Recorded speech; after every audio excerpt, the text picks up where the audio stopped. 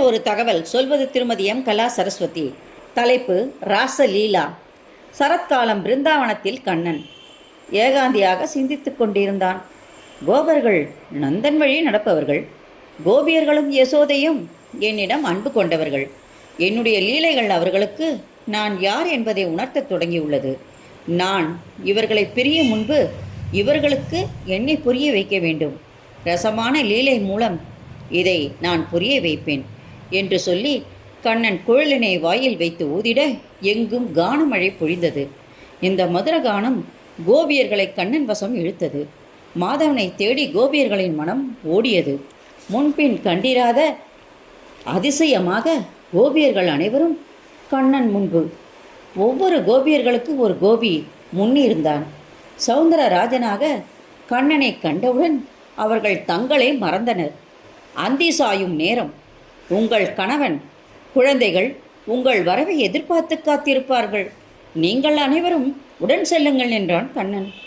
கண்களில் நீர் தழும்ப கோபியர்கள் அனைவரும், கண்ணா, எங்கள் குடும்பம் எல்லாவற்றையும் துறந்து உன்னை நாடி வந்திருக்கின்றோம். திரும்பி போகும் எண்ணம் எங்களுக்கு இல்லை என்று கூறினர். கண்ணன் சிரித்தான். நான் உங்கள் குடும்பத்தில் ஒருவன். நீங்கள் அனைவரும் என்னிடம் காதல் கொண்டவர்கள். இதை நான் அறிவேன். உங்கள் குடும்பத்தை விட்டு என்னுடன் இணைதல் என்பது முடியாத ஒன்று.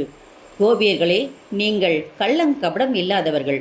என்னை நேசிப்பவர்கள். என்னை பகவத் ஸ்வரூபமாக நினைத்து என்னுடன் சார்ந்திருப்பது சாத்தியமில்லை. உங்கள் குடும்பம், குழந்தைகள், கணவன் இவர்களோடு உங்கள் கடமைகளை நீங்கள் செய்ய வேண்டும் என்று சொன்னான் கண்ணன். அதற்கு கோபியர்கள், உன்னை புணர்தல் தேவையில்லை. இந்த கோபியர்களுக்கு உன்னை உணர்தல்தான் நோக்கம். உன்னை உணரத் தொடங்கினோம் கண்ணா. நீ பகவத் ஸ்வரூபம் என்பதை நாங்கள் உணர்கிறோம். கிரிராஜனை நீ பிஞ்சு விரல்களால் சுமந்த போது காதலாகி கசிந்து கண்ணீர் மல்கி உன்னை உணர்ந்தோம். நாங்கள் உன் சேவை புரியவே விரும்புகின்றோம். மாதுரியம் என்பது தாய்மார்களுக்கு உரிய ஒன்று. இந்த மாதுரியம்தான் நாங்கள் உன்னிடம் காட்டுவது. பிருந்தாவன மண்ணை எங்கள் உடலில் பூசி எங்கள் இதயத்தில் உன் பாத மலரை வைத்து காதலாகி சேவிக்கின்றோம் என்றனர். கண்ணன் சிரித்தான். என் அவதாரம் இவர்களை மகிழ்விக்கவே.